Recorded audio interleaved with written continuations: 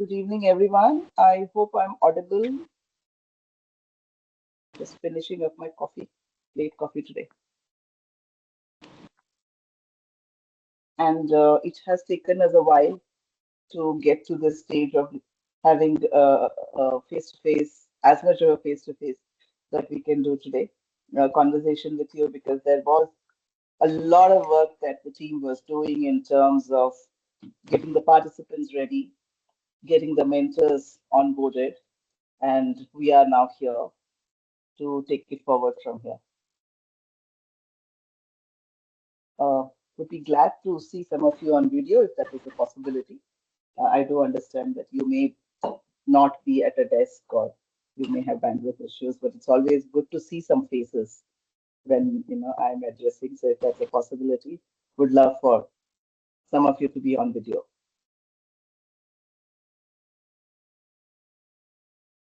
Okay, good to see Lakshmi.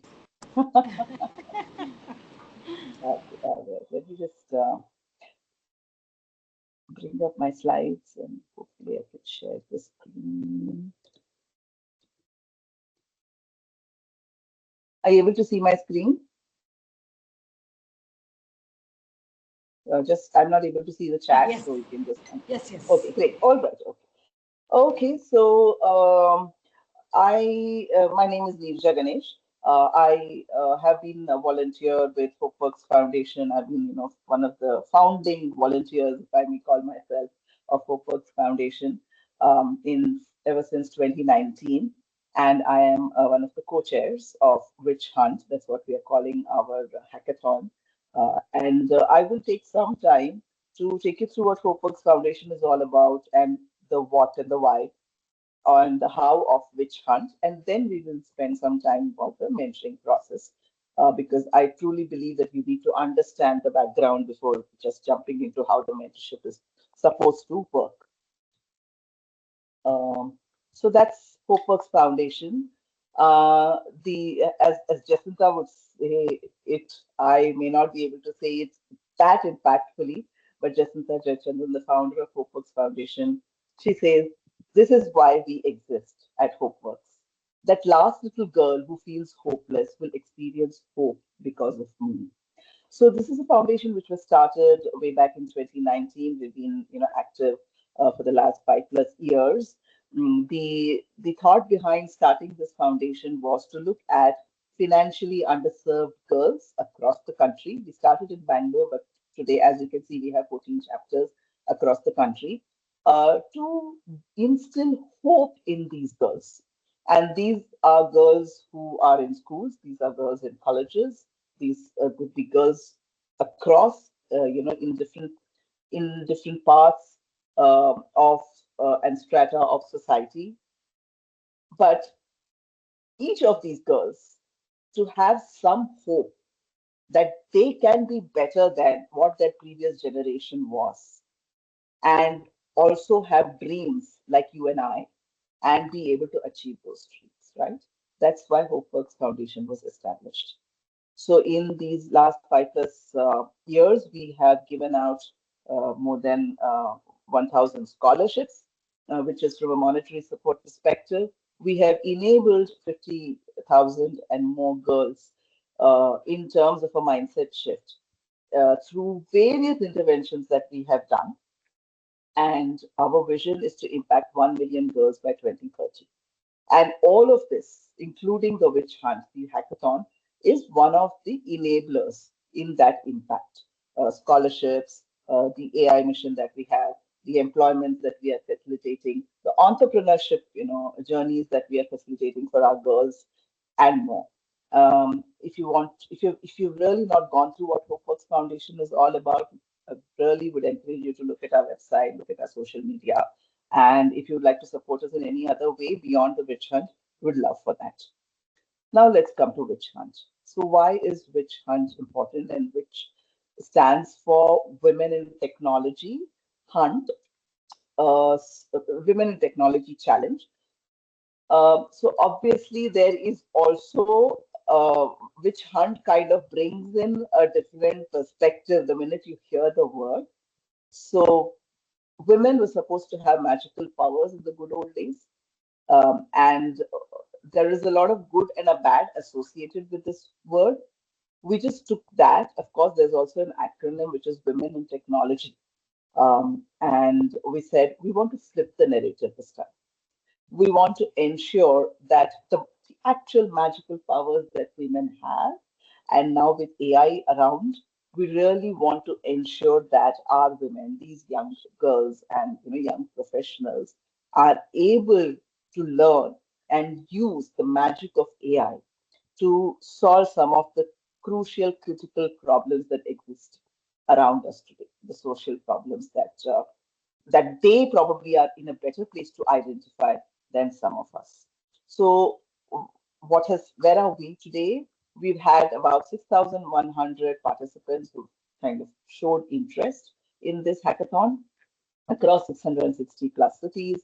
They range from 1,900 colleges. There are corporate professionals who have registered. And while it's a women in technology challenge, we also have men, young boys, and men working in corporates who are participating in this. So we are truly inclusive, but we would like to enable as many women to learn and build these solutions. So we do encourage allies to be part of this, but it's a largely women-led hackathon. The four themes that we are looking at in terms of problems and hence solutions are health and well-being, education, climate action, and smart cities. And the participants have chosen one of these, themes and have submitted their ideas as we speak. Uh, yeah. So when we started, it was our vision to look at onboarding 1,000 teams. We were working with a number of 5,000 participants, every team having 5 members and hence 1,000 teams. As of today, of course, we got more than 1,000 teams.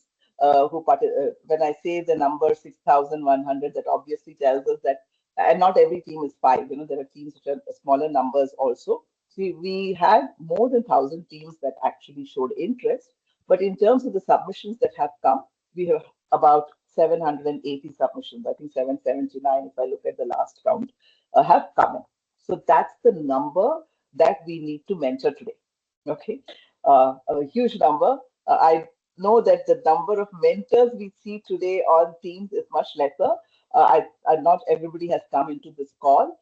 We have about 270 or mentors who are available, and we continue on our quest for more mentors. And if you know of others who can possibly be mentors, please spread word at least in this 1 week. If we can get a few more mentors, it will really help us. So we have two phases to this hackathon. The first one, of course, is completely virtual. All the teams, as of now, have submitted the first, idea statement, the problem statement, and now, with guidance from you all, they are going to be working on that towards a proof of concept, a solutioning phase, and there will be final shortlisted 40 teams out of these 779 that I said, which will prepare the demo and will also present to an expert jury. And I will also show you the timelines for that. And we are looking at how we can kind of enable these 40 beyond, those presentations that will happen on the final video. Some timelines, of course, we've completed the idea submission phase. The learning phase is continuing and will continue till 30th April. When I say learning, there are a lot of virtual sessions that are being organized by experts. Every weekend is dedicated to these learning sessions where participants are signing up. We also have, as you saw on the first slide, a partnership going with Infosys. So their Springboard platform is available for our all participants to learn. And that will continue till the 30th of April. Uh, the ideas have come through, and now they're going to get started on. I hope some teams have already started. That's the indication that we gave to them. And we told them not to keep waiting for the mentors to onboard, because mentors will come and start helping they out. So I'm hoping some of the teams would have gotten started with working on their proof of concept and solutioning phase. We are looking at 30th of May as the date for announcing the 40 finalists, and then looking at 13th or 14th of June to do the demo day and the finale and all the other celebrations around that. So these are some high-level timelines. So your work starts now and will go on till about 25th of May. Or rather, I think a month, if I'm getting it right. If in case I'm getting it wrong, just kind of help me out here. So you have a month till about 11th of May to guide the teams end to end in terms of their solutioning, in terms of their demo, in terms of their presentations.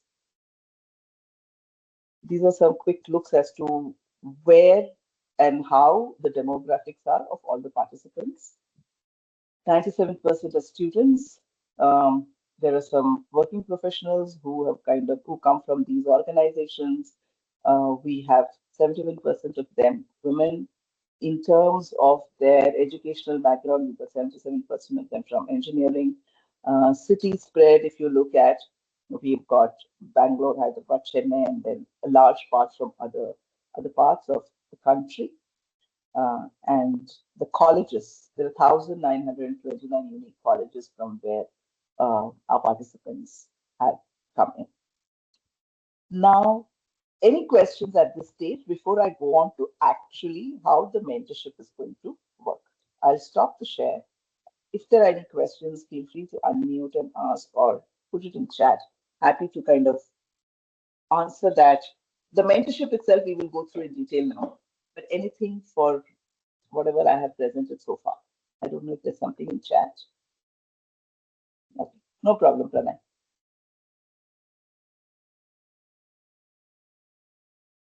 It's in Bangalore. The finale will be in Bangalore, Abhishek. Any questions related to OPERX, WitchHunt, why, or the participants, anything so far?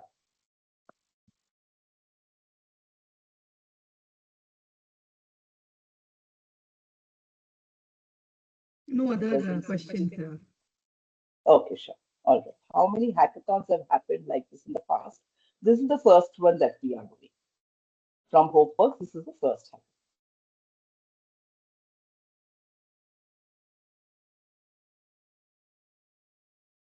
Okay. We can continue to put the questions in chat in case, you think through of something. I'll continue with the actual mentoring process.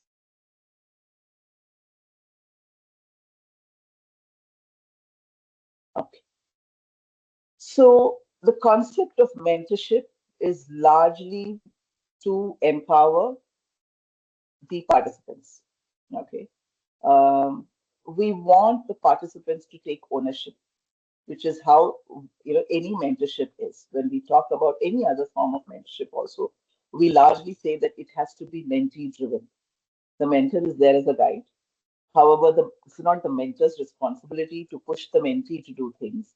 It has to be mentee driven. The same is what we are saying here. The mentors play the role of an enabler in this ecosystem, and the participants take ownership of everything. And let's look at what I mean by that. Okay, so um, the mentor's role. To start with, we are looking at you supporting at least two teams. Okay, we have put 2 to 5 teams there. Don't get scared with that number, but we are requesting you to support two teams. And this matching of a mentor to the team is happening at the background because you've also kind of submitted your details. The participants have submitted their details along with the particular stream. I told you about the 4 streams under which the problems are being, solved for, so that we're trying to get a good match. So definitely we are going to be allocating 2 teams to you. But if you feel that you can do more than 2, please let us know, and we would be happy to kind of, add on 1, 2 teams to you. But this is the dedicated mentorship that we are going to be doing. Beyond this, there's also going to be a group mentorship, which I'll talk about towards the end of it. But right now, we're talking about the dedicated mentorship that you are going to be doing for the two teams that are going to be assigned to you. All right. Um, we are looking at, as I said, it has to be a mentee driven, the participant driven thing. And we've already had a conversation with all the participants on Sunday to explain to them how the mentorship is going to work and what is their role and how is it that they need to use the mentors. Because there isn't too much of a time that can be allocated by every mentor. So it's not that they're available for 5 hours or 10 hours or so. They probably will be available for 2 hours in a week or something of that sort. So those 2 hours when they are available, when you are available to the participants, how do the mentees make the most and best use of it is something that we have already guided them with. But please do understand that these are largely young college students, and this may be the first time they are actually being exposed to something of this sort. So if you see there are some gaps in their understanding of how to use mentorship, please do guide them or do let us know. However, it is a participant driven initiative to seek out mentors. All right. We are looking at you to provide structured feedback. We are not looking at you to start solving it for them, kind of giving them answers or solutions to the problems. The idea is for them to think through, for them to do the research, for them to learn, and then to build. And when they do so, as you are looking at it, what kind of a guidance can you give in terms of what technologies are being used, what AI, tools are being used? How are they themselves thinking about, solutioning it using AI? And those are the things that we are looking at a guidance from you, and not necessarily, get into a day-to-day, hands-on kind of a mentorship here. So if I look at a spectrum, all mentors are in the middle as a guide. We are not expecting you to be completely hands off, that I'm totally absent. You come to me, if you come to me, I'm going to answer. That's also not what it is. Also, at the same time, we're not expecting you to be on the other end of the spectrum where you're continuously checking on them, continuously, telling them you're wrong, you're right, why is this not done? Or, in fact, taking over and saying, okay, I'm going to do the work, right? Both the ends of the spectrum are not right. So, as the word suggests, guide. Please guide them, not direct. Please empower them, don't overshadow them. Enable them to solve problems. That's very different to actually providing solutions, right? So, to kind of ask the right questions so that they can go around and look at possible solutions. And of course, when they do bring the solutions, then helping them evaluate what may be right and what may not be the right one for this particular aspect that they are trying to solve for. Already spoken about participant ownership. So the ideas come from participants which are already there. The designs, the code, the concepts, everything originates from the participants. Uh, what we are looking at from you is to understand the participants' mindsets. The reason why we painted this picture of where are these people coming from, large number of them are hope citizens. We call them hope citizens, the girls who are, part of the HopeWorks Foundation. We call them hope citizens. Large number of them are hope citizens. So they already come from financially underserved communities. That part we have already explained. Even otherwise, most of them are very young from the colleges, and this might be the first time they are doing. So keep in mind this particular demographic, and please, of course, I don't have to tell you explicitly, but then given we also have a very diverse population of mentors, we put it out there to say that let's treat all participants equally, regardless of which college they come from, what is their financial strata, what is their educational background, where they are working or not working, etc. Equity and inclusion is a must. Actively encourage the quietest voices. So if there is a team of four, and it may not be that they all knew each other from the past and they've come together. So we need to kind of ensure that even the even the quietest ones are able to build confidence through this process. And if you feel there is someone who's not speaking up, how can you kind of ask them, nudge them, so that they also bring forth their thought process, their questions, because these are largely first time builders. And safety and compliance, anywhere is a must. Also, because this happens to be a largely Mm-hmm. women. Is it okay? Are you able to And hear me? ಹೌದು. Hello? Somebody has to be muted. ಇಲ್ಲ 8 ಗಂಟೆವರೆಗೂ ಇರೋದು meeting. Okay, can we just mute? 8ವರೆಗೂ ಇದೆ. ಹ್ಮ್. Let me go into the participant. ಇಲ್ಲ ಆಸಾಗ್ ಹೇಳಿದೀನಿ ಬೊಮ್ಮನಹಳ್ಳಿವರೆಗೂ ಬಿಡು ಅಂತ.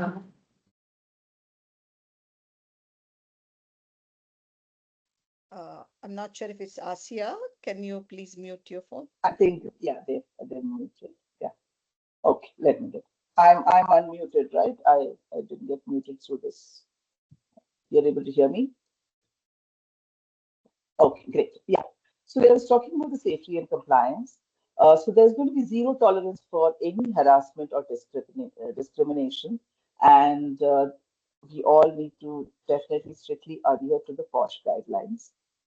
Um, we have kind of have an open door policy. If you want to kind of tell us something is not working right, there will be a support email box that you can write to. The same thing we have let the girls also know, all the participants know, because it's a women-led hackathon. I may say girls, but there are, boys also, there are men also participating. So they also have access to that mailbox through which they can let us know if they are not feeling comfortable about something.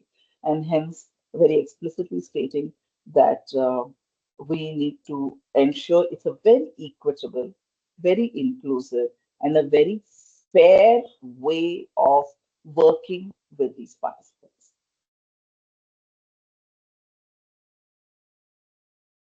Uh, yeah, and just kind of what does equity mean? We treat everyone the same, regardless of region, education, caste, class, economic background. We treat everyone whose technical experience may be different as the same, right? There could be first time coders, there could be non technical participants, and in the same team, possibly there could be someone who's better off understanding faster, right? But we need to ensure that we as mentors bring the equity lens there and ensure that everybody is learning, everybody is, delivering towards that solution. Already spoke about, kind of encouraging the quieter participants. English is the language of the spoken language. However, I do believe that we have tried in our matching to look at geography and maybe match mentors, who may be kind of in the same geography as the participants, but that's not a mandate and it's not required that you have to use any of the regional languages. English is the language for communication. But if you see that all participants speak a particular language and you're comfortable with that, and if that's what you would like to do, please do.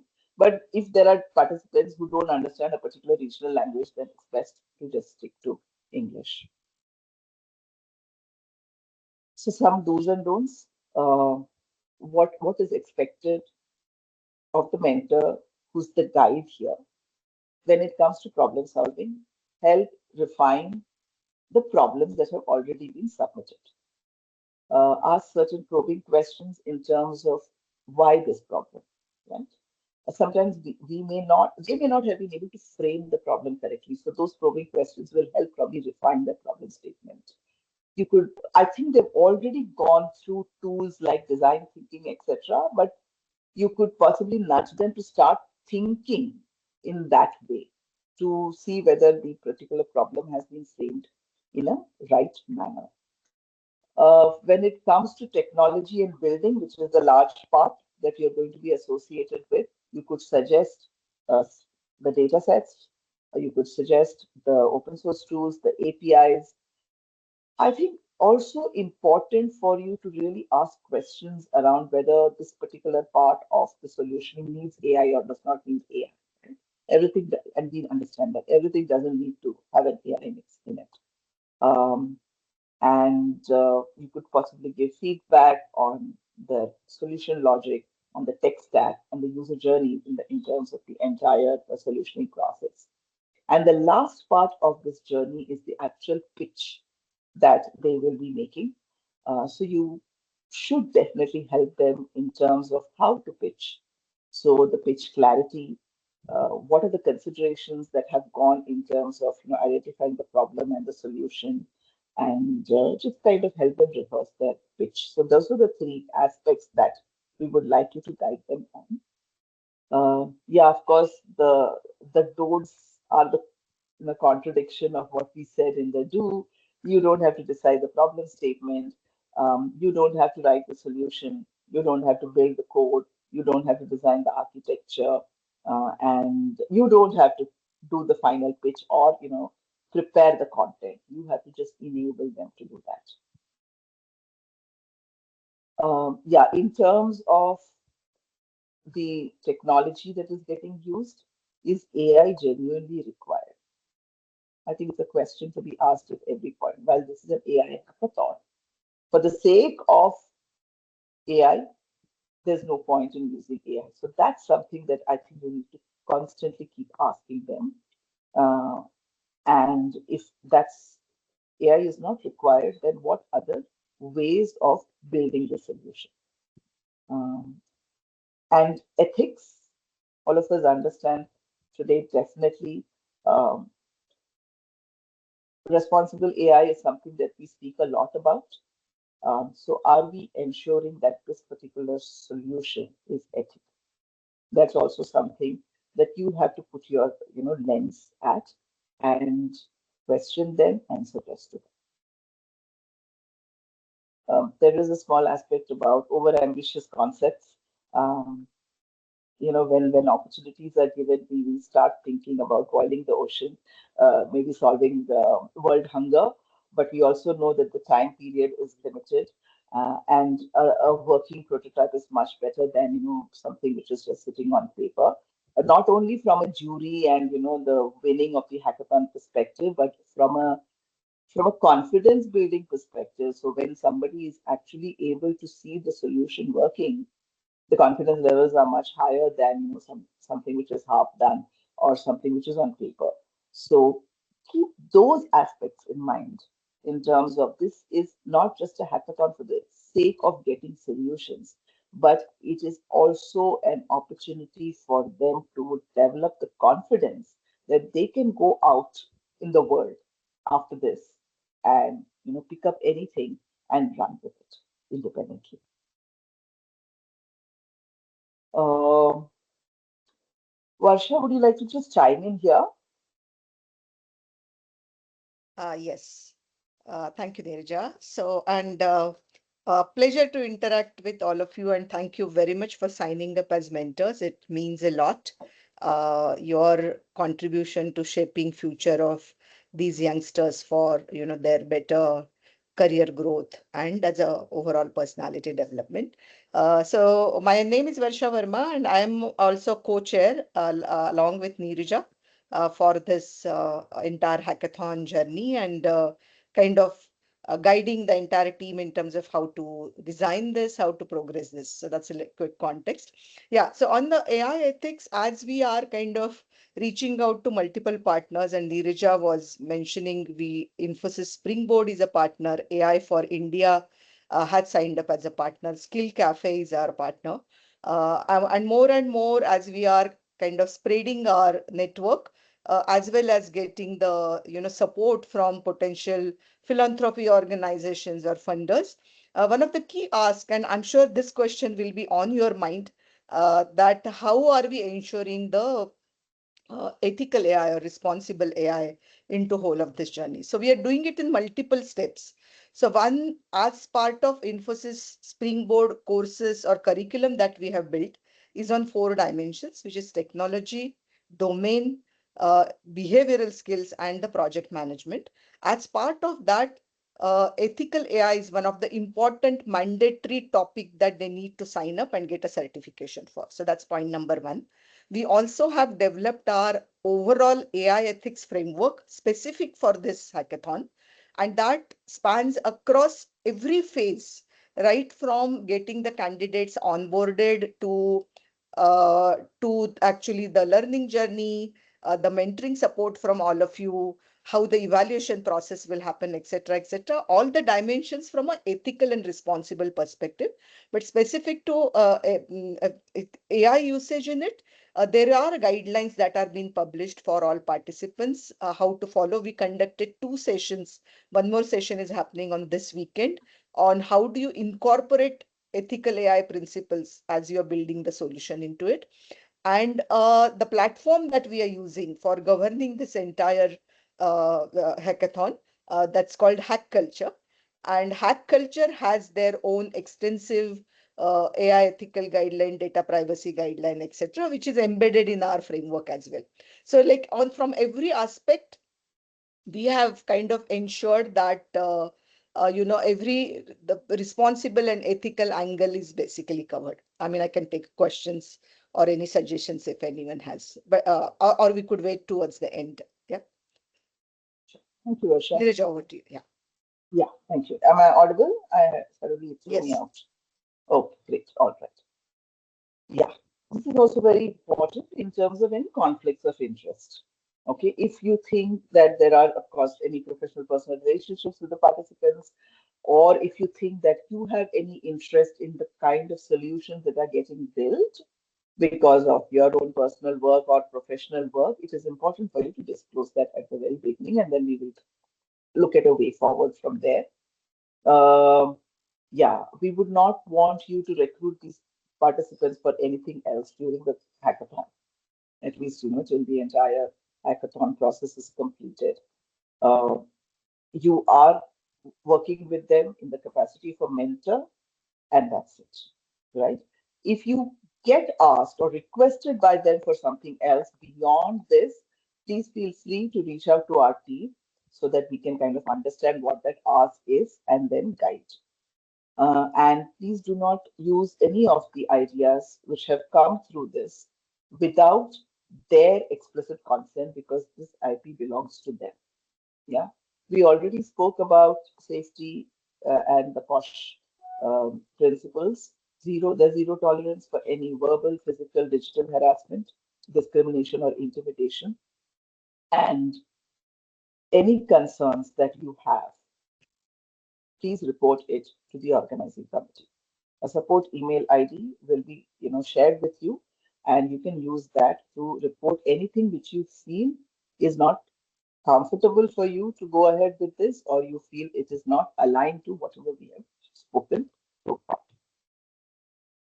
Finally, before I kind of end, and then also talk about the group mentoring, this is what we are looking at. Beyond developing solutions using AI, I think we are really wanting to help these young professionals believe in themselves and that they can do whatever they would like to do.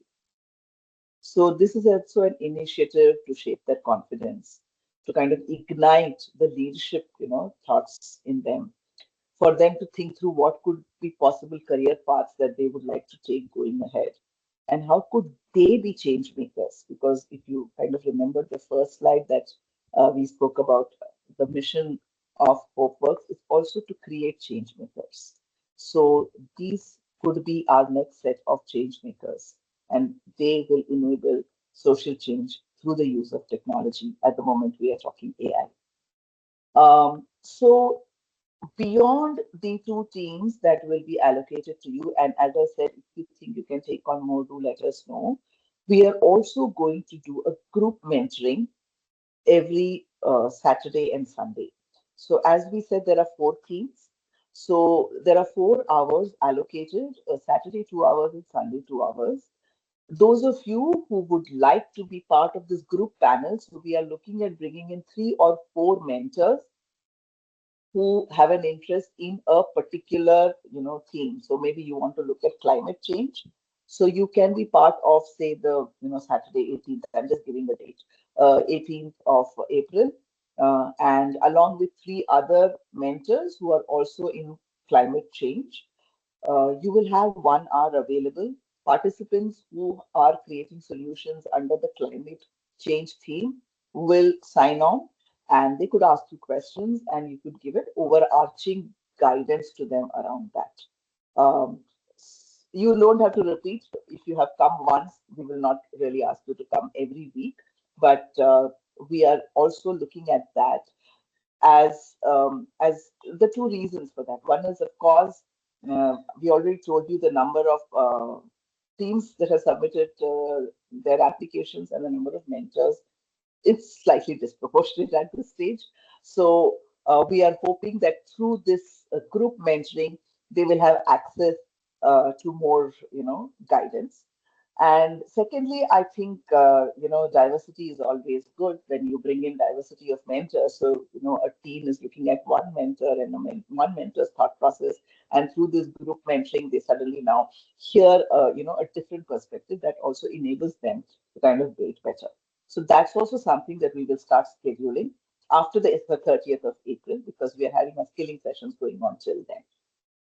That's all that I had for you today and open to questions. How are you all feeling about this whole initiative?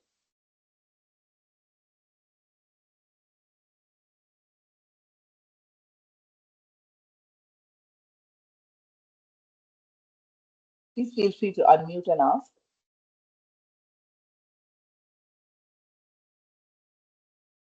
Yeah, they may not be able to unmute by Or themselves. is it? Oh, okay, all Yeah, right. so Well, right you can now, show hands. yeah, I can.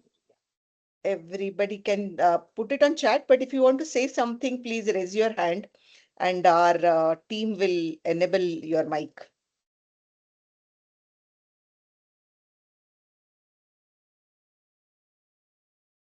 There's Thank you one so Thank you, much. question. Sister. Yeah. There's one question here. What it says is, I believe we have been assigned mentees, but they haven't reached out to us for the discussion. What do we do? Yeah. So actually, Sibi, I've responded to all the questions that came on chat, Okay. pretty much. But yeah, good that you called out, and we can take those questions. Or if there is anyone has a clarification on the, response provided, then we can discuss it. But very quickly, we have just actually the learning phase is still going on. We have till this weekend learning sessions planned, and last week we oriented all the participants that what is their responsibility as mentees, and as mentors get assigned to them, what are they supposed to do. So this is just 3 days since that orientation has happened, so they should be able, and we are also sending communication on the hack culture platform, that they should reach out, etc. So just give some time, 1 or 2 days more. By this weekend, if you don't hear from your mentees, please let us know through support ID, and we will, make sure we basically remind your respective teams to get in touch with you. Yeah. Yes, Vinny. Can we unmute Vinny?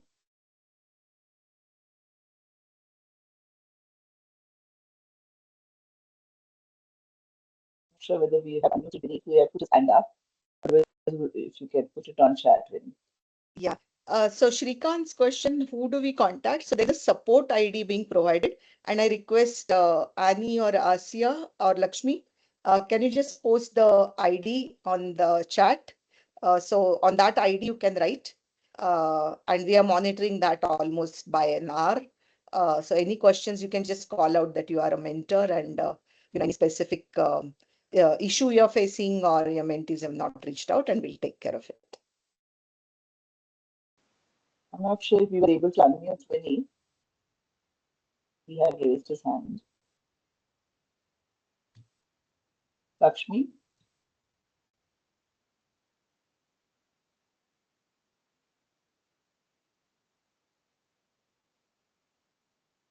Yeah, Sirisha's question related to WhatsApp group.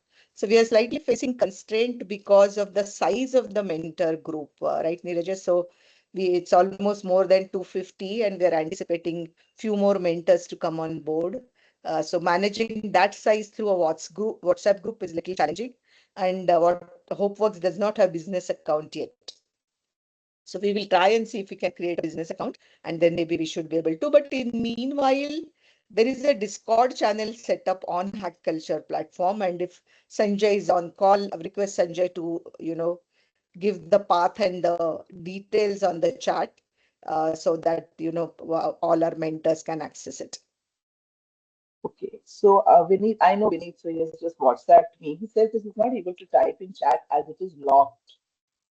Can someone ask here, Lakshmi, please look at unmuting and seeing if chat is for him locked or what it is. The question is, do we know as mentees what tools that the mentees have access to, or are they allowed to buy paid tools? Yeah, so actually, during orientation sessions, we covered, number of possibilities of tools. A lot of those are open source based, or they can use the trial versions wherever there are available. If it's a paid tool, we have not yet got any request from anyone for, buying a license.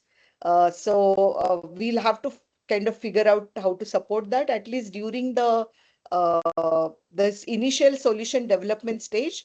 Teams are expected to take care of themselves or leverage the resources from the college or the organization they are working from.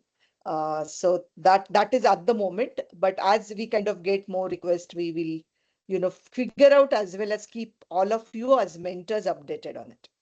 And you should also let us know if there is any constraint your respective, mentee team is facing, or, they need access to certain. Let us know that depending on what is feasible from our side, we will support it.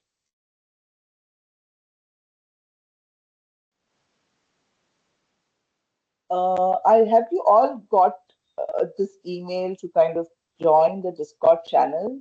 And if so, yeah, I think Annie's put it in the chat also now. Please do that because we would like to kind of, use that for all communications also. The recording of this will go out to, other mentors who have not been able to sign in today. We have another session starting at 7, so I'm hoping some more mentors will come through that. Otherwise, for the rest, we will send out the recording. But for other communication, I think the Discord channel is the best still, or we hope we can get WhatsApp. I'm not very sure about that at the moment. Yeah, and then we are also cognizant of the fact that the mentor group, while it's very distinguished, and we are really fortunate to get, experienced mentors like each one of you. But there is a possibility that some of you are, tech experts, some of you are AI experts, some of you are domain experts, right? And can leverage each other's strength. And that's why, as Neeraja was mentioning, we will do the group mentoring sessions, right? So where other mentors can complement other skills that they have, and kind of mentees can avail from them also. So there are multiple ways we are trying to kind of experiment and propose.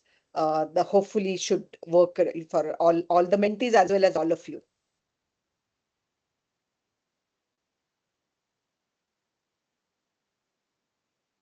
Okay, there is a mentors Discord. There is it says unable to accept invite.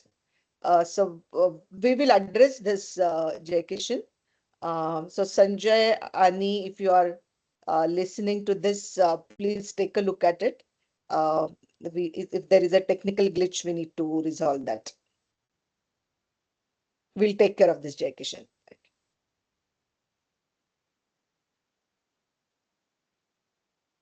Any other questions from anyone?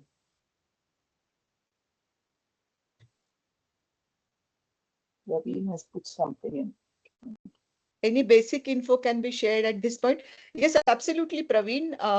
So as you get your teams assigned, the first interaction, they should be able to share the problem statement that I've already submitted, right? Idea or a problem statement that they are working on, and you can take it forward from there. So basically, understand what team is trying to do. Is that adequate enough? Do you need to shape that problem statement differently, right?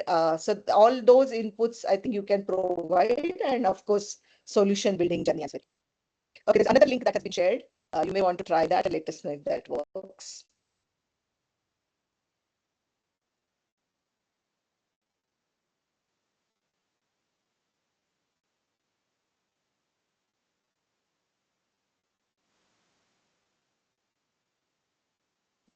It's still working.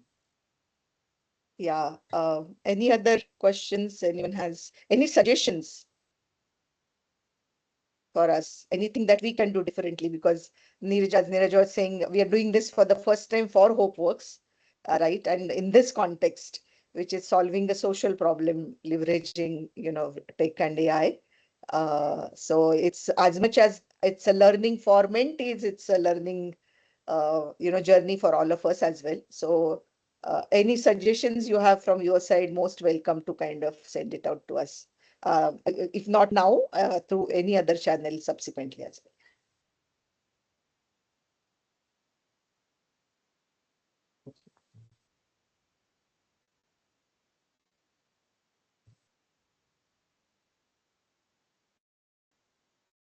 Oh, that's wonderful, Abhishek. Please do so. Please send us your suggestions, how we can improvise it further, what else we need to do. Most welcome.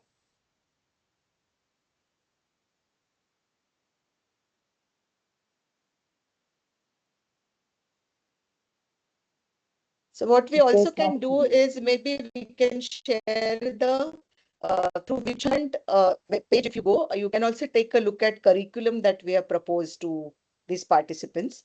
So we have almost across the four areas, as I was saying, we have close to about 40, 50 courses that have been recommended, not mandated, recommended.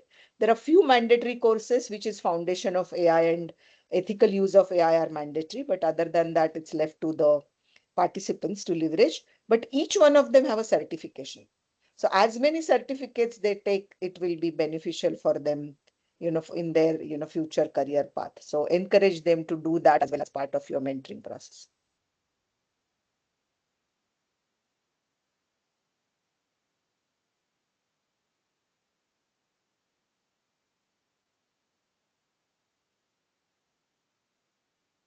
Yeah, so all the courses that we have recommended, as well as all training sessions that we have conducted, they are recorded.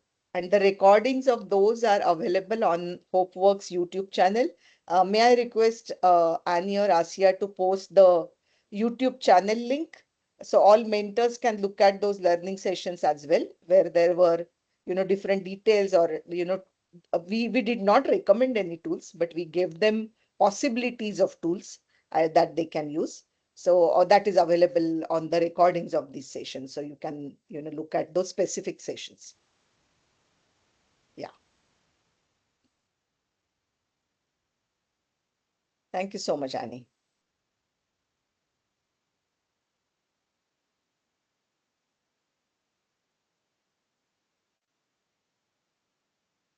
So if there are no other questions, Neeraja, I think we can wrap up for today. I mean, this is just the beginning of our interaction. Please feel free to reach out, raise your clarifications, feedback, right? Anything that we need to do differently, please feel free. You are on mute, Neeraja. I was just saying CD on that you can see CD on video is our mentor lead. So she will be reaching out to you to kind of identify interest and availability for those group mentoring sessions. And so she's going to be actively engaging with all of you. So that's your another point of contact beyond the support ID. Thank you. Yeah, I think Dhruv we are was saying, done. yes, 7 p.m. similar session is going to repeat.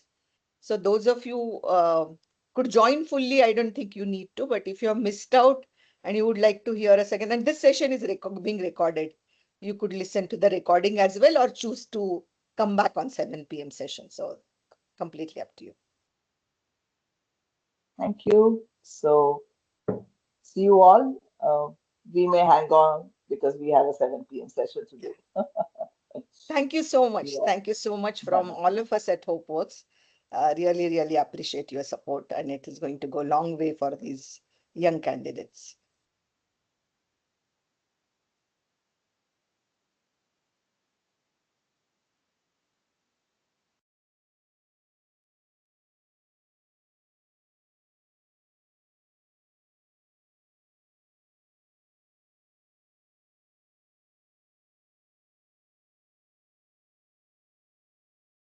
Those who, like, Very good.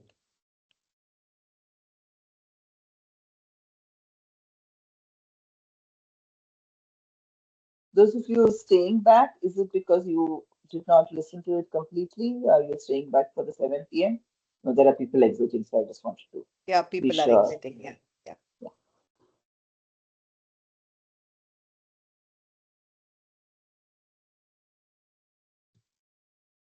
Should we close and restart this session, Annie, Maybe Asya? that also, yeah. Because then they can control the.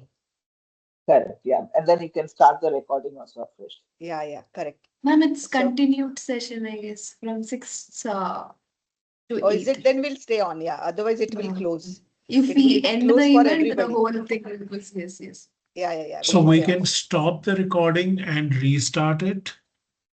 Yeah. But the moment we end the event, we can't Yeah, log back in. correct. Oh, okay, all right. Yeah, it happened to us Fine. for one of the sessions. The speaker logged This out is and the session collapsed. so Teams challenge. Yeah, Teams challenge too. I think participants.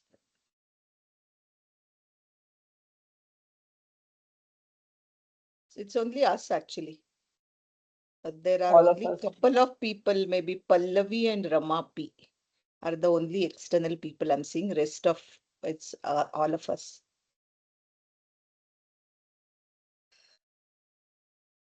Went well, Neeraja. Very good. Okay, thank you. For me, your voice was coming slightly low. I'm not sure if it was happening for everybody. Is it? Um, Should, is should it I some log you in can from my phone for the for audio? audio purposes? Yeah, Yeah, sometimes I now do it that. is Let me okay. try. Initially, when I started, it was coming little low. If others are Okay, not facing issue, you can continue on this. sure.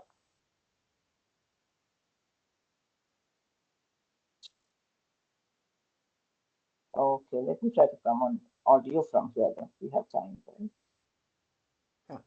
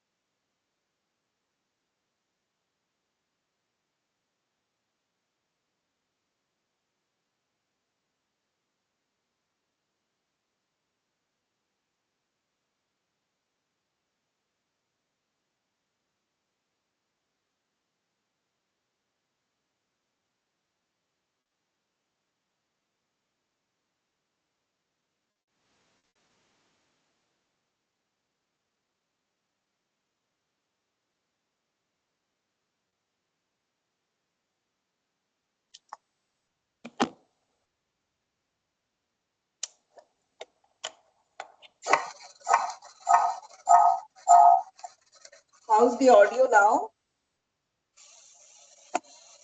Is it any good? Yeah, much better. Okay, Okay, yeah. so the audio is coming from my phone and the video will be on the laptop. Perfect. Yeah.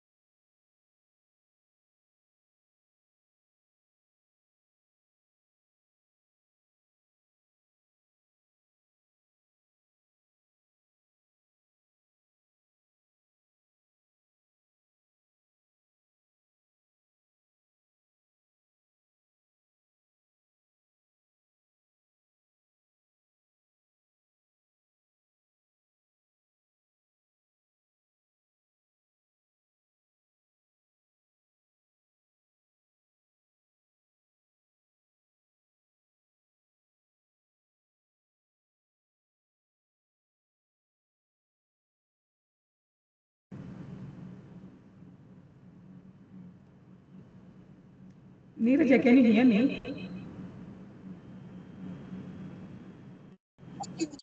An echo when you speak. Oh, there's an echo when I speak. I'm trying, something has gone wrong. I'm trying to fix it, but I don't know what exactly. Are you using two devices, No, Sibi? no, I'm not. I'm not. No? Just check if you have any other team session open on your browser. No, there is nothing. Nothing. There's something about my audio setting only, which is actually causing this. Yeah. I'll have to I mean, maybe yeah. your voice is broadening. I mean, it's not double echo, but it is like spreading. Okay. I think I'll have to probably just look at it after the call. May have to do something. Did you get back your WhatsApp access? No, not yet, not yet. I'm writing to them every day saying that it was a mistake. Give it back to me. Let me just see. They say 48 hours. So tomorrow it's 48 hours, it will be over. Otherwise, it will be like one for call, one for WhatsApp. And I hate it. I have to remember two numbers then. That's painful, yeah. That's very painful.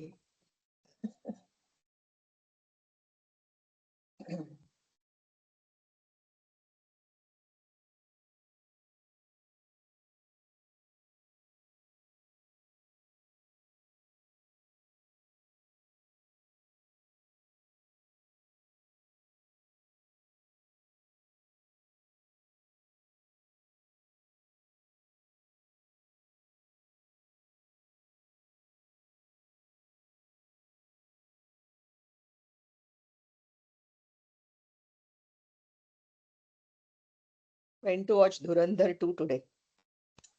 Ah, okay, all right. How many hours was that? 4 hours, yeah. Oh my God. It's too Was long. it worth it? And you know, right, that they're releasing director's cut, which is 7.5 hours, which is, I don't know who will go. Of course, there will be people who will go. Have you watched one also or only two? Yeah, one also, yeah. I really don't have the patience to sit for 4 hours, so I've not even tried doing it. No, it's a very fast-paced movie. So You no, don't this thing feel about, yeah. So it's like constantly moving, you're engaged. But yeah, it is. I mean, if you have some comfortable seat, then it's fine. But Yeah, otherwise, yeah, exactly. it's The memes were right. correct, correct.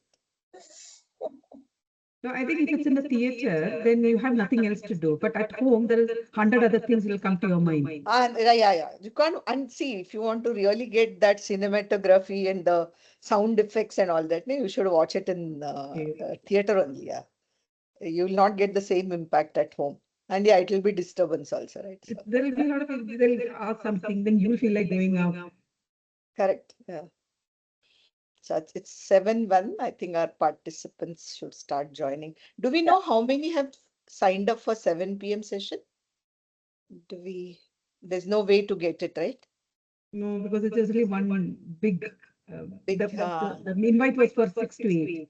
So I don't know whether yeah. people would even come Actually, for yeah, we should 7. have done two invites, 6 to 7, 7 to 8. So I Anyway, see Kumar is he from our team signed up as a mentor? Great, Dhruv. Thank you for confirming. And Rama, is it? You also yeah. signed up as a mentor, right? So we've got two participants in the moment. We'll just give it a couple of minutes more and then we'll start.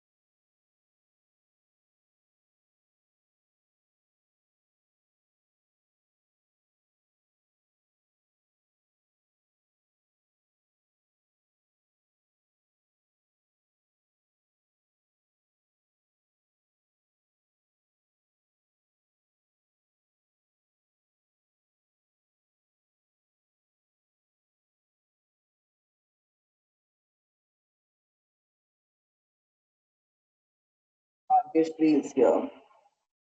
Maybe we'll have a few more.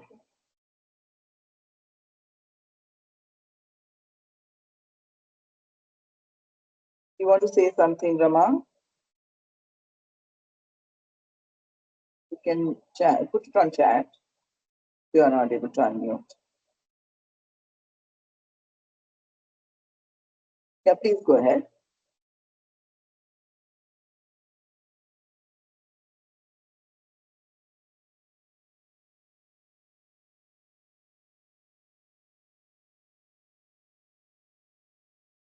You can write on chat, Rama, if there's something that you want to let us know.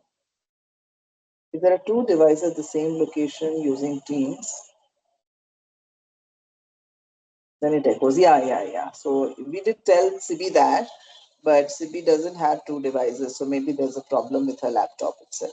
Is there a problem with my audio? Is there any echo or anything? No, Neeraja, you're pretty clear. Okay, great.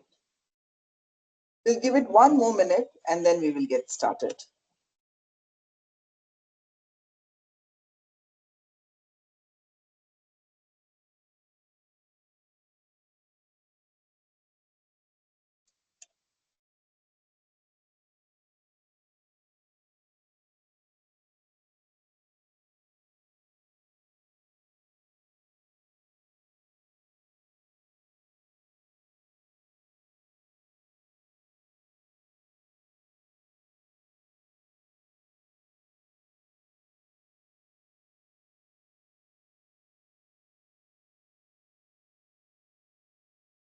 Starting now. So good evening, and my name is Neeraja Ganesh, and I have been associated with HopeWorks Foundation, which is organizing WitchHunt, this AI hackathon, which we'll get to know a little more in the next few minutes. HopeWorks Foundation, which was started in 2019, I've been associated with them ever since, and I'm one of the co-chairs for this hackathon. And along with me, I have Varsha, who's also another co-chair. And I have Sibi, who leads the mentoring track at WitchHunt. And today, while we are going to go deep dive into the mentoring process, what we would like to, get from you as part of the mentoring process, some do's and don'ts. I thought we should spend about 5 minutes to talk about HopeWorks Foundation and why WitchHunt, right? So let me get started with that. So HopeWorks Foundation was started way back in 2019. And I'm going to say it exactly as Jacinta Jayachandran, the founder of HopeWorks Foundation, says. The reason that we exist is to ensure that the last little girl who feels hopeless will experience hope because of us, because of me, because of us at HopeWorks Foundation. So largely the beneficiaries of HopeWorks Foundation are girls who come from financially underserved backgrounds. So you can imagine, I'm sure you would have come across such girls around you. While we started in Bangalore, as you can see on the slide, now we have 14 chapters across the country. These girls, when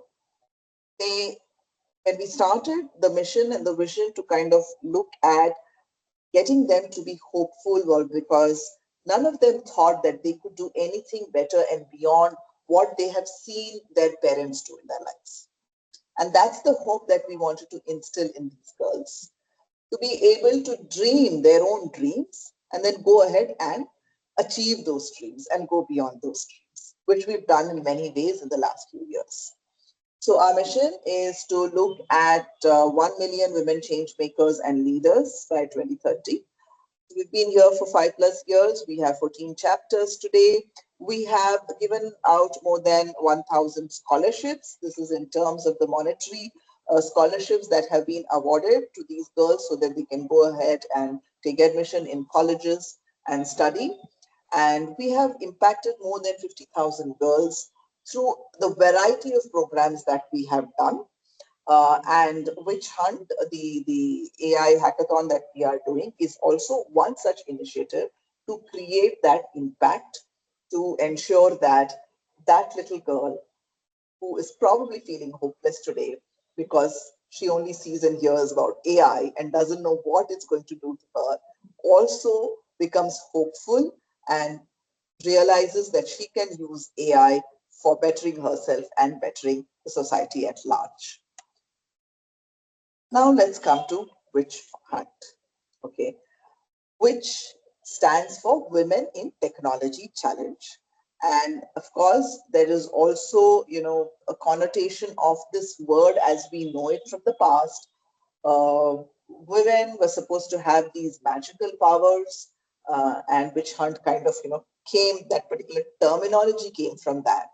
And we want to speak about the magical powers that our girls who are going to be part of this hackathon to use the magical powers of AI to solve social problems that they feel so very close to. I think we, from an external world, look at those social problems very differently. I think our girls are living in those social problems. So the way they start looking at that problem and hence start thinking of a solution for that is going to be very different. Having said this, this is a very inclusive hackathon. We also have young boys and men who are participating. And here you can see that 67% who have registered are girls and women. The rest are the other genders. It's a largely women-led hackathon. Um, but we are inclusive. We would definitely want male allies to support us, which is what we have also done through the registration process and through the mentorship process. There are 4 themes on which we are going to look at the problems and hence the solutions. One is health and well-being, the second is education, the third is climate action, and the fourth is smart cities. So all the problems that have been identified and the proposals submitted are under one of these. When we started thinking about the hackathon, we were looking at impacting 5,000 participants, and we were thinking that we will have 5 people in every, if we had 5 people in every team, then we'll have 1,000 teams. So this is how we were kind of visualizing our entire participation process. As of now, we have got 779 submissions and we've closed it. So obviously we've gone beyond 5,000 participants. I said 6,100 participants. So that many number of people registered.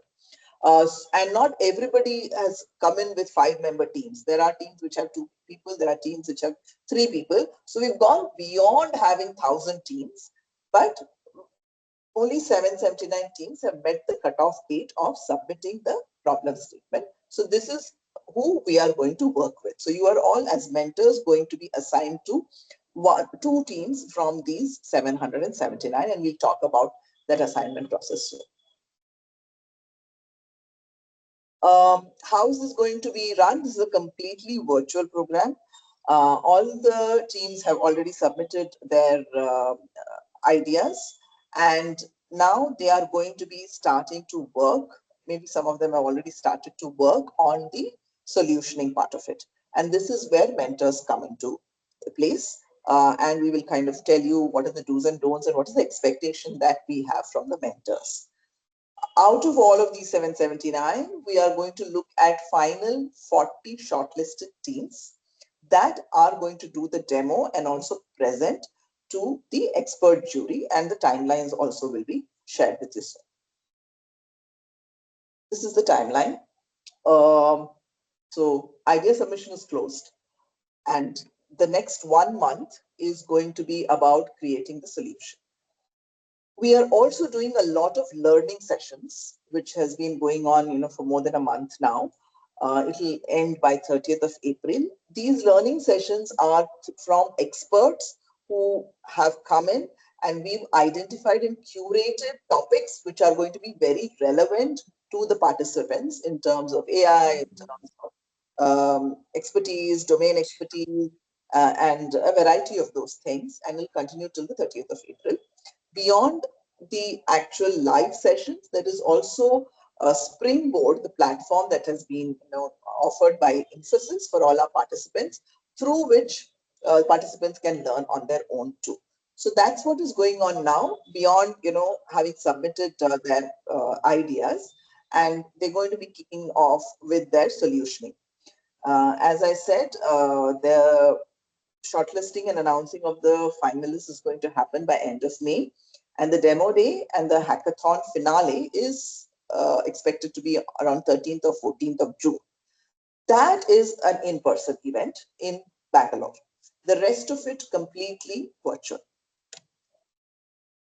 Just to give you a flavor of the demographics of the participants, and this is very, very important for you to understand who you are going to be engaging with when you start mentoring.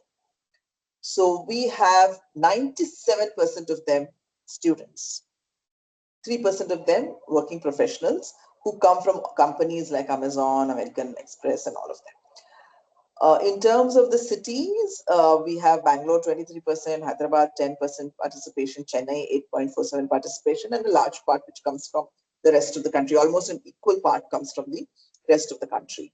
We have 71% of them women and 29% of them male.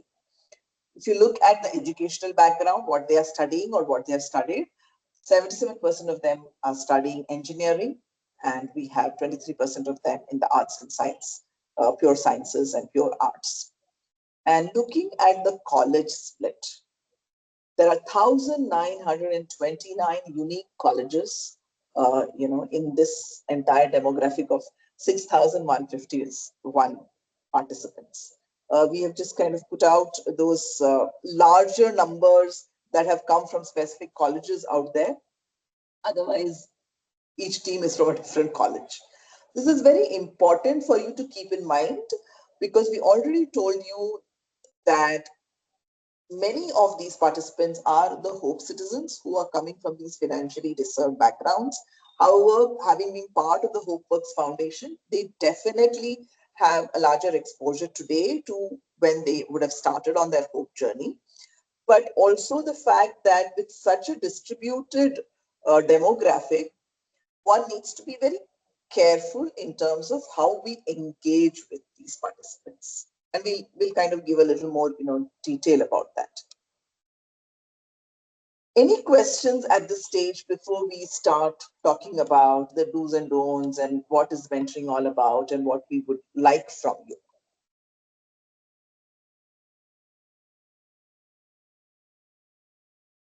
Rama, Rose, Kavya, anybody? You can post your questions on chat. We'll try and take it. Of course, you can ask the questions later also. I Yeah. just thought this is a kind of a logical, transition from HopeWorks and WitchHunt to actually the mentoring process. So if you had any questions, I can address that now. Otherwise, I'll just keep going.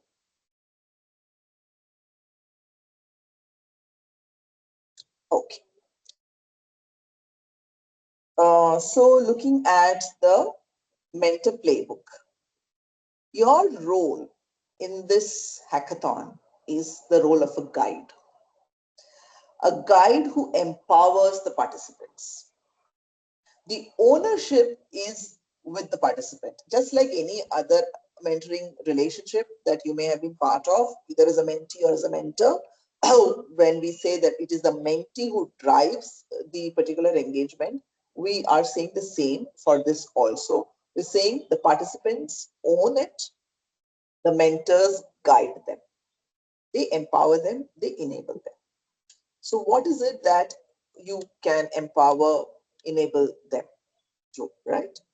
So to start with, we have matched every mentor with 2 teams. So I already told you we had 779 submissions. We've got about 270 odd mentors who have onboarded as of now.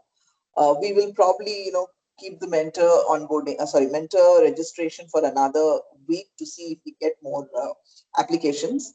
If you know of any, please, circulate the form which you have already filled to others who can become mentors in this. So at the moment, we are going to match you with 2 teams. So you have to guide 2 teams. If you think you are up for guiding more than 2 teams, please let us know and we will allocate one more or two more additional teams to you. But be very cognizant of the fact that it will take up time. But if you think you would like to, let us know. At the moment, it's going to be 2 teams per mentor. Okay. And what we are hoping to get through this mentorship process is to ensure that the participants are thinking through in the right way. They've submitted an idea. There has been no guidance given to them at this point in time from HopeWorks Foundation, from the WitchHunt team. They may have taken guidance from somebody else, but largely I think they are on their own till now. So now is an opportunity for you to start encouraging them to start thinking if they've not really radically thought, if they've not really thought through, using the methodologies that we usually use to do our brainstorming and to ensure that we've got the right ideas, then it is an opportunity for you to even get them to relook at the idea that they have submitted, and then through the rest of the solutioning process and the last stage of actually pitching it and doing the presentation to the jury. So this is the entire process that you're going to be guiding them with. If you look at the spectrum, we are looking at you as the guide in the middle, not really at the other end of the spectrum where you're completely hands-off and saying, okay, fine, it is participant-led. So if they want me, they will come to me. I'm not going to do anything. It's not that hands-off also. At the same time, it's not on the other end of the spectrum where you're saying, okay, fine, let me get going. I myself will do something for them, or let me keep checking with them every minute, every hour, every day. Are you doing? Are you doing? Are you doing? Right? So neither of the ends are recommended. You are in the middle as the guide and not directing them. You are the guide who empowers them to start thinking and doing and not overshadow them. You are the guide who is going to enable the problem solving and not provide solutions. So if they are stuck, then through the processes that we have, you start getting them to think through of possible solutions. If they are stuck, if they have a problem, if they are not getting the required solution the way they were hoping for it, can you enable them to problem solve? And then at the end of it, look at what might be the right solution, right? And not jump in. Because this is a process through which, while they may or may not get the solution in place, it is a journey for them to grow from where they are today in terms of their confidence, in terms of them feeling that I can also do it. Yeah. So we are the enablers in this whole ecosystem. We already spoke about the participant ownership. The ideas come from them, designs, code, concepts, everything come from the participants. What we are looking for you to hold central to the mentoring process is to ensure that there is equity and inclusion in all your conversations. So you treat all participants equally. And that's also one of the reasons why the demographics were presented to you. Once you understand the diversity that exists in this particular hackathon, and we already told you we'll be giving you 2 teams. So maybe team 1 is going to be very, very different to team 2. So you may have a feeling, oh, team 1 seems to be so sound and so on top of things. Why is team 2 not? We don't want you to start that comparison, right? So ensure that there is equity and there is inclusion in all conversations, and you are able to encourage everyone in the team to participate, to speak up. There may be some who are shy, there may be some who are not confident, there may be some who just don't know and understand anything. It's okay. We did not put any criteria when we took applications from the participants. We didn't say you should know XYZ and only then you can come. Our only criteria was that you should be more than 18 years of age. You should be an adult. That's all there was.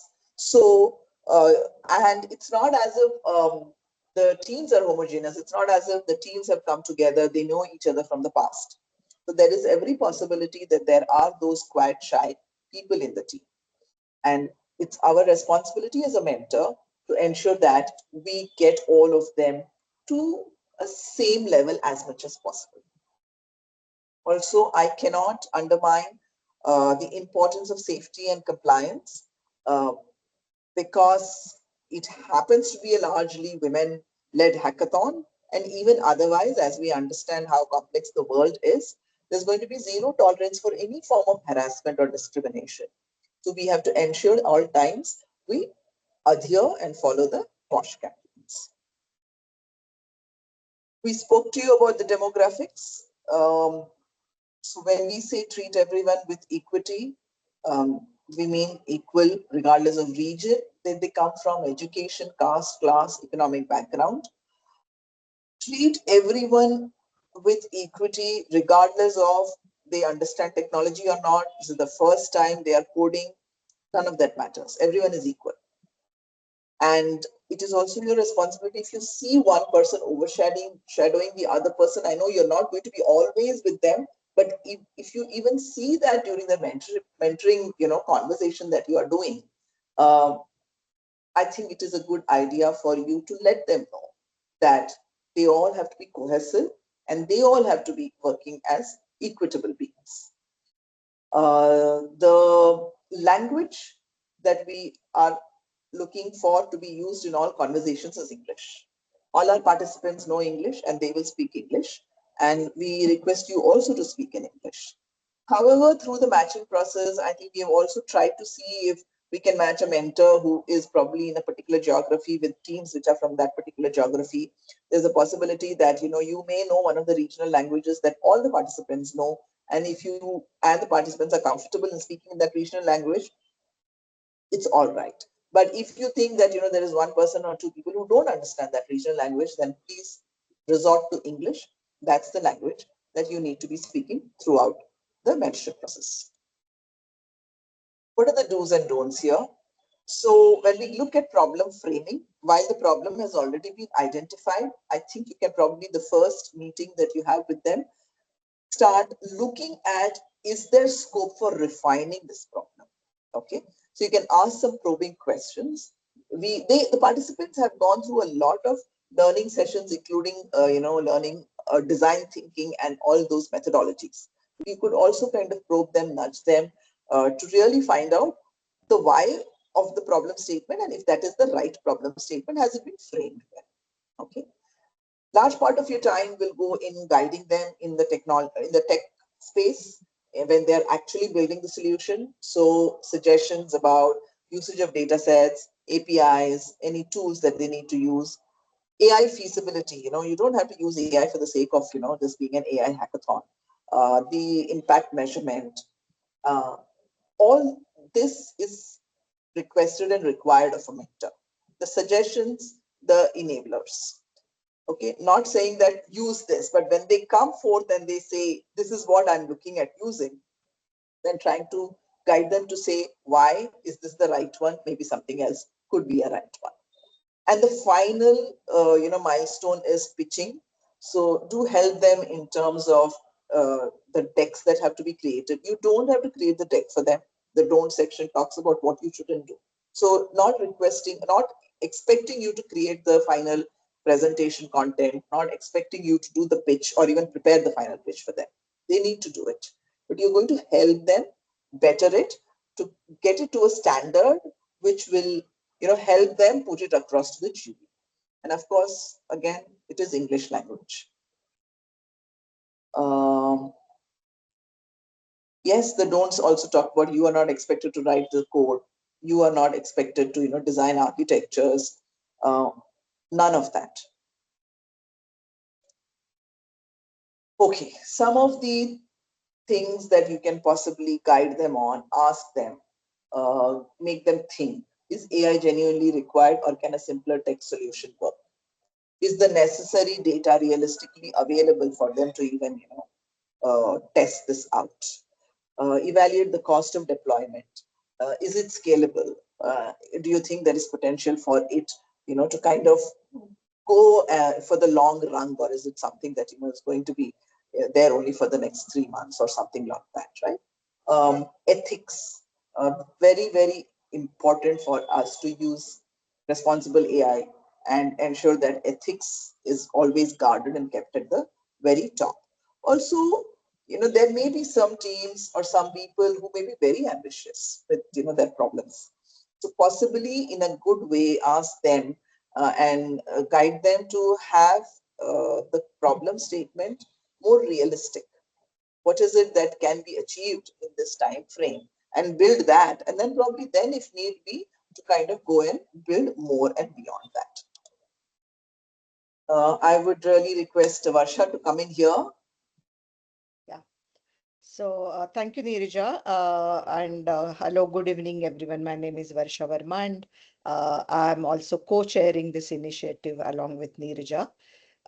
So little bit on context for this is while the entire objective behind this is to build digital and AI literacy among young generation, especially students coming from or young candidates coming from marginalized communities or from remote places in India, tier 3, tier 4 towns. And while they are leveraging AI, one of the important principle that they have to use is how to use AI responsibly. And to address that, we have taken many steps from our side as an organizing team.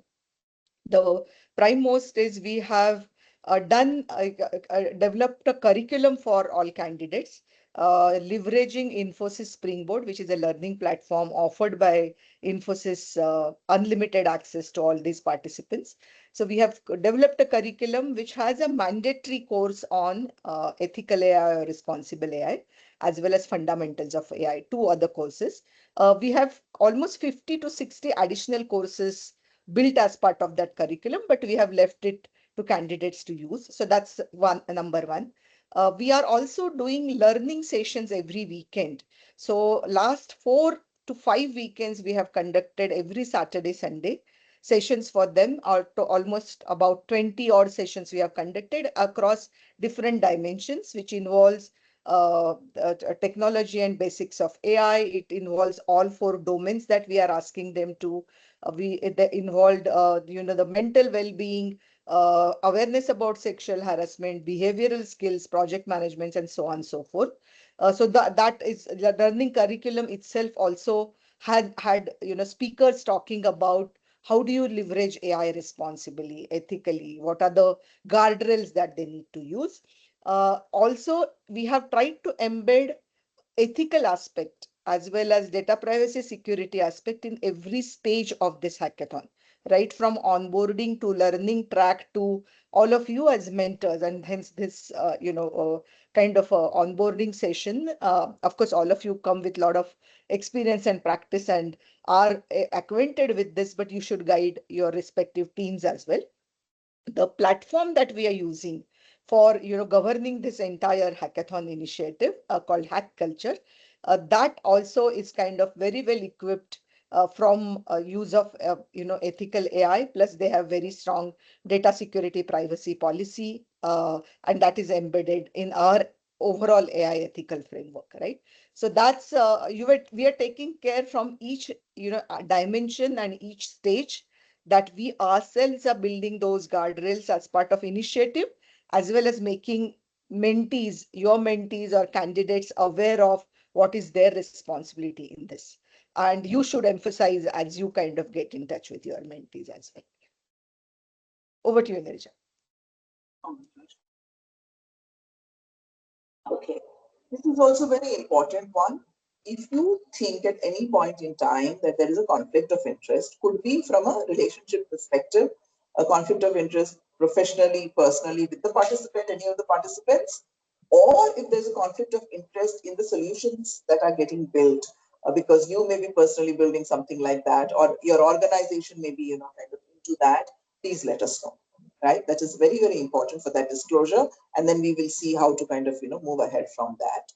What is strictly prohibited? One, during the hackathon, at least during the hackathon, recruiting participants or, asking them to be part of any of your personal ventures.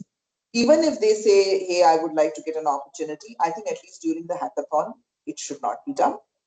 Also, using the participants' ideas without their explicit consent, because the IP belongs to them.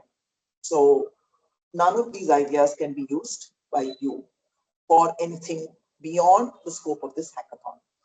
We already spoke about the zero tolerance for any form of discrimination, which could be verbal, physical, digital. All POSH guidelines to be followed, strict professional boundaries to be, adhered to.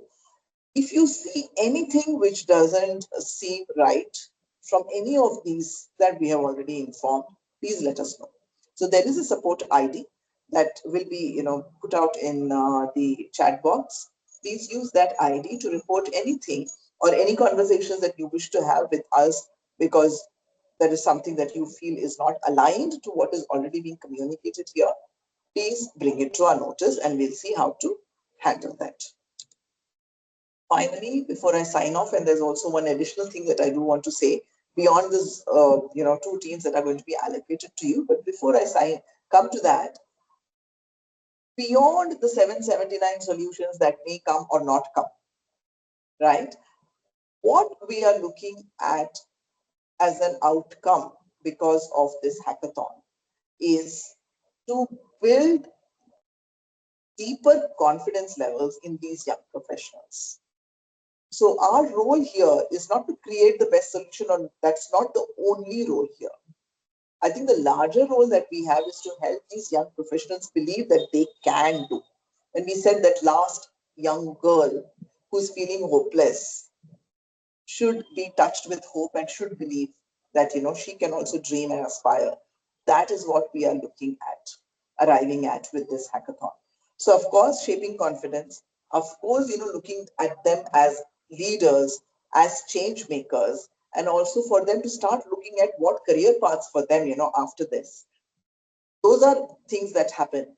But deeply, I think you are going to enable these young professionals to have a very strong belief system in themselves, that they can use AI or whatever else that comes in the future and still go about bringing out the best in themselves and for the world that they live in. Now, beyond these two teams that will be allocated to you, we are also going to request you to become part of a group mentoring session. So we're going to schedule it over the weekends, starting from 1st of May, or maybe towards the end of April. 2 sessions on Saturday and 2 sessions on Sunday. We already told you about the 4 themes. So the 4 sessions, each of them is going to be for a particular theme.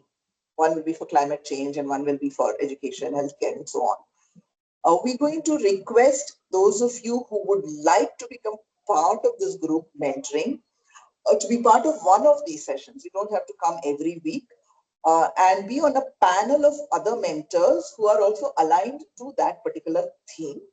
And participants who are got their problems and solutions in that particular theme will also join that particular group mentoring call. And there is this opportunity for them to engage with a group of diverse mentors, ask questions, get responses, and for you also to kind of look at more than just those 2 teams that you were trying to help. So this is also a way of getting diversity in their thought process and in their implementation. So Sibi, who's our mentor lead, will be in touch with you to get your availability and interest for this and to schedule this, going forward. So this is what we have as of now, and we're happy to take questions and any suggestions, any feedback about this process.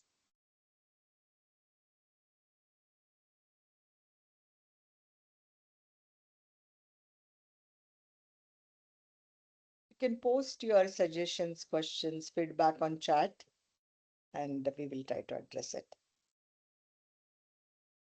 So we have about 270 mentors. It's just that you're seeing only about 10 mentors in this call and maybe another 20 mentors had come for the previous call. We will be sending this recording to all the mentors.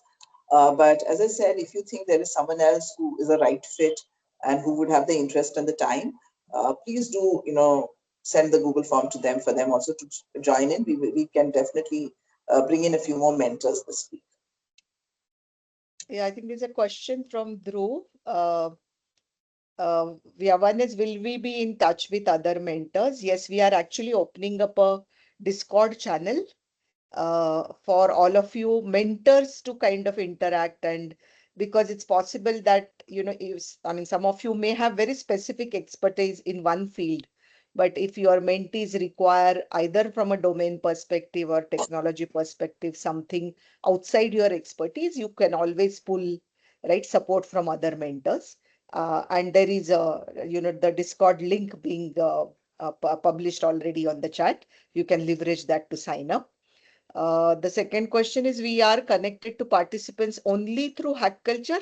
Initially, yes, as assignment, but then mentees are expected to set up calls with you. It's their responsibility, as Neeraja was saying. They will, and we have oriented them what is mentees' responsibility in this whole, process. So it's ownership of getting or seeking support from you is completely on mentees.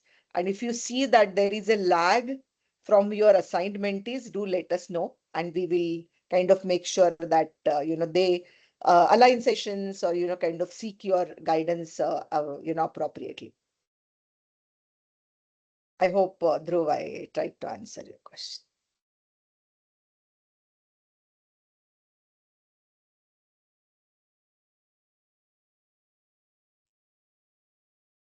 We would also urge you to look at, on the WitchHunt website, we have a curriculum that is set up for Springboard, because Springboard has 20,000 courses. While all candidates have access to all 20,000, we wanted to kind of limit it in the context of hackathon. So we have developed a curriculum. You can go through that, see the courses, so you will get an idea what certificates they will be seeking. At the same time, we have done learning sessions over last few weekends, almost about 20 of them. All the recordings of 20 sessions are available on HopeWorks YouTube channel. You can refer to those specific interests that you have, right, to see, what was covered, right, and anything that you need to kind of add differently from that perspective. Yeah, so all channels have been published on chat as well. I hope everyone has been able to, get on to Hack Culture, because we did send out emails around that too. If not, I think the details for joining will be on the chat if it's not already published. And in terms of the question on when do I have to give my regional language, we're not explicitly asking that, we are not using that as a matching thing. Geography is something that we did look at. So English is the preferred language, but when you start engaging with them, there's a possibility you could possibly ask, or they may say that they are all from a particular location and they may speak a particular language. And if that's comfortable for you, as long as all participants are comfortable, you can use that regional language. Otherwise, English is the language.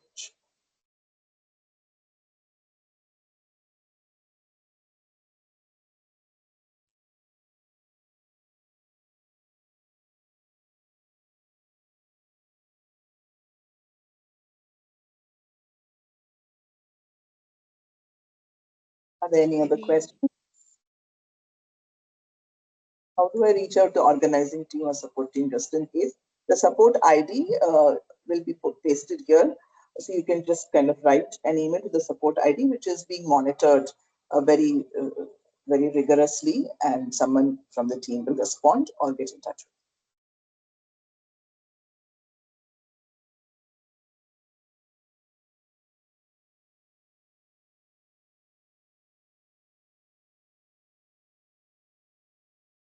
Yes, support ID has been put on chat. You can leverage that here.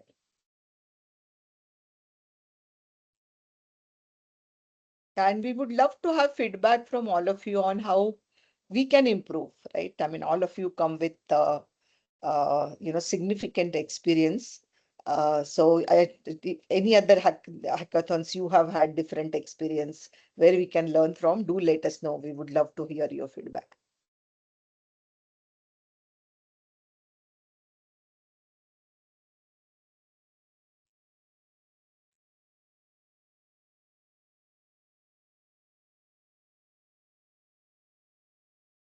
Nothing, then thank you for your time today.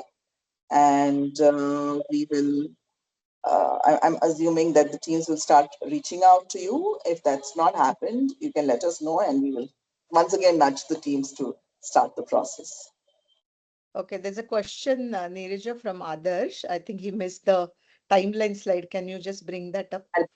I'll bring that.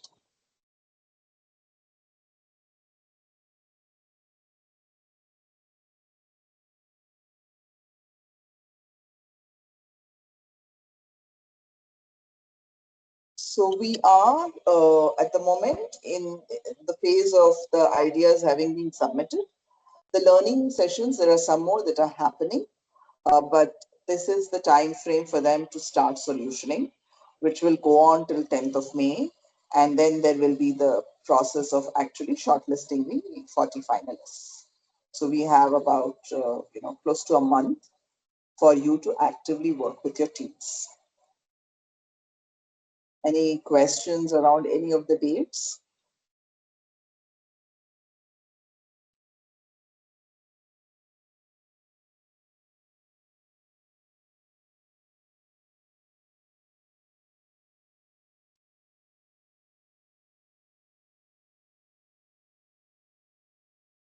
So mentors and mentees have to engage now. It actually should have started. And if no one has reached out to you, I think we will get our team to start pushing out more stronger nudges so that it's not in limbo, like mentors waiting for mentees, mentees waiting for mentors. We will we've already informed them. By the way, we already had a session with mentees. We've already informed them they should get started. We'll probably actively, kind of start doing this.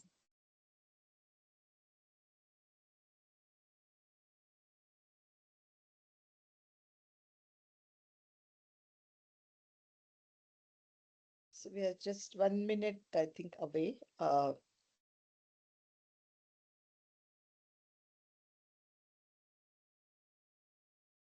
So yeah, thank you so much to all of you for, offering your expertise to guide these, youngsters who are kind of building their career. It really means a lot. And we would continue to look forward to your support, your suggestions, your feedback, right, in the coming process, and would look forward to more engaging interactions with all of you. Yeah, over to you, Neeraja. Yeah, that's all that I had. Thank you.